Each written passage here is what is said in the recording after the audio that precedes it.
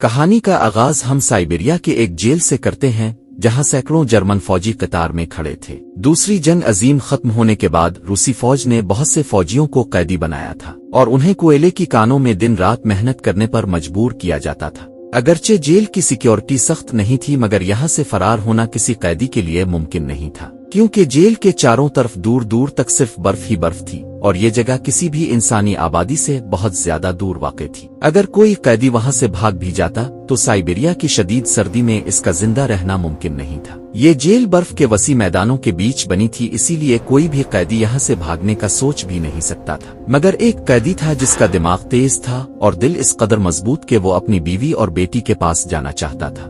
اس کا نام تھا کلیمن فارول، جسے اس جیل میں 25 سال کی سزا کاٹنی تھی۔ کلیمن نہیں چاہتا تھا کہ اس کی آدھی زندگی اس سرد اور سخت جیل میں گزرے، وہ ہر صورت فرار ہونے کا ارادہ رکھتا تھا۔ ایک دن قسمت نے اس کا ساتھ دیا اور کلیمن کو فرار کا موقع مل گیا۔ اس نے کوئلہ لے جانے والی مال گاڑی میں سوار ہو کر جیل سے نکلنے کی کوشش کی۔ جب وہ آزادی کی فضا میں آیا اور ستاروں بھرا آسمان دیکھا تو اس کی آنکھوں میں خوشی اتر آئی، لیکن یہ خوشی زیادہ دیر تک قائم نہ رہی۔ مال گاڑی کچھ ہی دور جا کر رک گئی اور جب کلیمن نے باہر جھانکا تو ایک روسی سپاہی بندوق تان کر اس کے سامنے کھڑا تھا۔ کلیمن پکڑا گیا اور جیل سے فرار کے جرم میں اسے آسمان تلے واقع ایک سخت سیل میں بند کر دیا گیا، جہاں ٹھنڈی ہوا، اندھیری راتیں اور بارش اس کی واحد ساتھی تھی اور ہر گزرتا لمحہ اس کے حوصلے کا امتحان لے رہا تھا۔ شدید سردی اور بارش نے کلیمن کی حالت خراب کر دی، اسے پورے 2 دن اسی حالت میں رکھا گیا۔ 2 دن بعد صبح ہوتے ہی جیل کا وارڈن اس کے پاس آیا اور اسے باہر نکالا۔ کسی نے اسے مارا نہیں، بس کہا تمہارے ساتھی تمہارا انتظار کر رہے ہیں۔ جب کلیمن اپنے ساتھیوں کے پاس پہنچا تو اس نے دیکھا کہ وہ سب لاٹھیاں اور ڈنڈے لیے کھڑے تھے۔ سب غصے میں تھے کیونکہ اس کے فرار کی وجہ سے وہ پچھلے 2 دن سے بھوکے رکھے گئے تھے۔ کلیمن کو اب اندازہ ہوا کہ وارڈن کیا کہہ رہا تھا۔ جیسے ہی وہ قریب آیا باقی قیدیوں نے اس پر حملہ کر دیا اور اسے بری طرح مارا۔ کلیمن اتنا زخمی ہوا کہ اسے جیل کے اسپتال میں داخل کرنا پڑا۔ جیل کا ڈاکٹر بھی ایک جرمن قیدی تھا۔ ہوش میں آنے کے بعد کلیمن نے کہا میں دوبارہ فرار ہونا چاہتا ہوں، مجھے مدد درکار ہے۔ ڈاکٹر کلیمن کی ہمت دیکھ کر حیران رہ گیا۔ جیل سے زندہ نکلنا تقریباً ناممکن ہے اور اگر وہ فرار بھی ہو گیا تو سردی اس کی جان لے سکتی ہے۔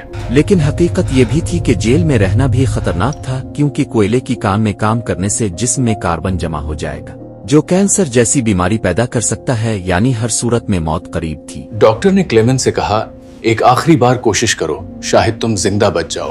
معالج صحت نے کلیمن کو گرم کپڑے، جوتے، ضروری سامان اور ایک بندوق دی۔ اس نے بتایا کہ روسی سپاہی اپنا کھانا ریلوے لائن کے قریب چھپاتے ہیں، ساتھ ہی لنچ باکس بھی دیا اور کہا اگر تم بچ گئے تو یہ میری فیملی تک پہنچا دینا اور کہنا کہ میں اب دنیا میں نہیں رہا۔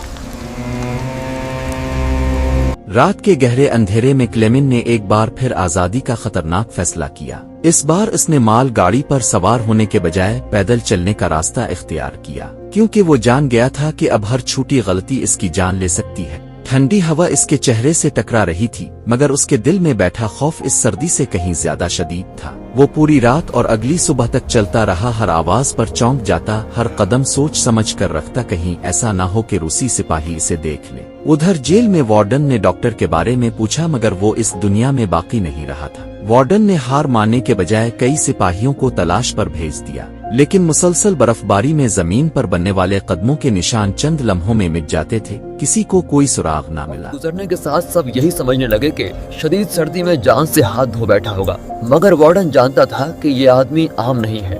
کلیمن برفانی طوفان کے باوجود چلتا رہا، دن رات کا فرق مٹ چکا تھا۔ 9 دن بعد اسے دور کہیں کتوں کے بھونکنے کی آواز سنائی دی۔ ایک لمحے کو امید جاگی مگر وہ صرف تھکن اور تنہائی کا فریب تھا۔ کچھ دن بعد بھوک اور کمزوری نے اسے توڑ دیا، وہ برف پر گر پڑا اور بے ہوش ہو گیا۔ جب ہوش میں آئی تو ایک جانور اس کے سامنے تھا۔ کلیمن نے خود کو سنبھالا، ہمت جمع کی، بندوق نکالی اور نشانہ درست لگایا۔ کم از کم اب خوراک کا مسئلہ حل ہو چکا تھا۔ چند دن آرام کے بعد وہ دوبارہ چل پڑا۔ وہ مکمل طور پر اکیلا تھا، چاروں طرف برف کا سمندر پھیلا ہوا تھا۔ وہ خود سے باتیں کرتا، خود کو حوصلہ دیتا اور مثبت سوچ کے سہارے آگے بڑھتا رہا راستہ تلاش کرنے کے لیے۔ وہ صرف کمپاس پر انحصار کر رہا تھا۔ 2 مہینے بعد اسے ایک چھوٹا سا درخت نظر آیا۔ یہ معمولی سی چیز اس کے لیے بڑی خوشخبری تھی۔ اس کا مطلب تھا کہ برفانی میدان ختم ہو رہا ہے اور جنگل شروع ہونے والا ہے۔ جنگل میں داخل ہوتے ہی مشکلات بڑھ گئیں۔ ایک شدید طوفان آیا، بڑے درخت جڑوں سے اکھڑنے لگے۔ अचानक एक दरख्त क्लेमिन पर आ गिरा, मगर खुशकिस्मती से 2 लोगों ने बरवक्त इसे बचा लिया। कुछ दिन बाद वो एक दरिया तक पहुंचे। सब ने मिलकर एक सादा सी कुश्ती तैयार की और सफर शुरू किया। रास्ते में एक साथी पानी में गिर गया। क्लेमिन ने जान की परवाह किए बगैर इसे बचा लिया, लेकिन इसी सफर में एक और साथी लालच का शिकार हो गया और सूना लेकर गायब हो गया। महीने गुजरते गए, सर्दियां वापस आ गईं, जंगलात दोबारा बर्फ में ढक गए। एक मौके पर एक साथी ने शक में हमला किया। क्लेमिन नीचे गिर गया, लेकिन शिकारियों ने वक्त पर देख लिया और इसे बचाकर करीब के गांव पहुंचा दिया।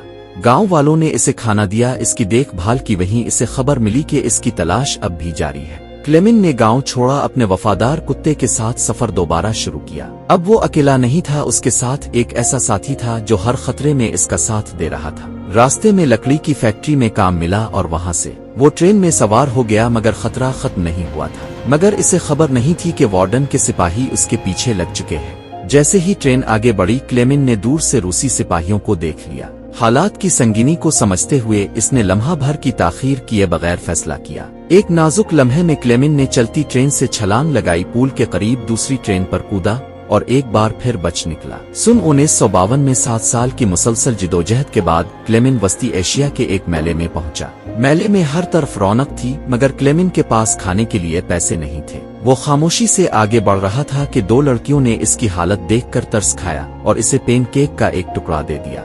ये मामूली सा अमल क्लेमिन के लिए इंसानियत की एक बड़ी मिसाल था। इसी मेले में एक शख्स ने क्लेमिन की कहानी सुनी और उस पर यकीन किया। इस शख्स ने इसकी मदद करने का फैसला किया और इसे एक पासपोर्ट फराहम किया ताकि वो रूस की सरहद पार करके अपने वतन जर्मनी वापस जा सके। सरहद के करीब इसने एक आखिरी बार माजी को पीछे छोड़ा। जैसे ही वो पिल उबूर करने लगा, अचानक इसकी नजर वार्डन पर पड़ी। एक लम्हे के लिए इसे लगा कि इसकी बरसों की मेहनत खत्म हो जाएगी, मगर इस बार हालात बदल चुके थे। पुल पर वार्डन सामने आया और कहा, ये लड़ाई सिर्फ 2 सिपाहियों के दरमियान थी, एक मैं और एक तुम, और ये लड़ाई तुम जीत गए हो। जाओ अपनी जिंदगी जियो।